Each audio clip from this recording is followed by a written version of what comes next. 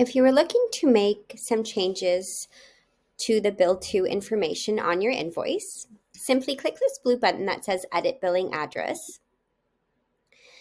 And now from there, you're able to make any adjustments from the name down to the additional information. So if you need to add a VAT number, adjust the PO, the name or the address affiliation, and so on the invoice, you can do so here.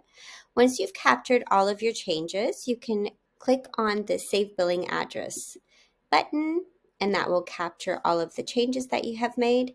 While you're on the invoice, make sure you scroll down and capture the correct method of payment.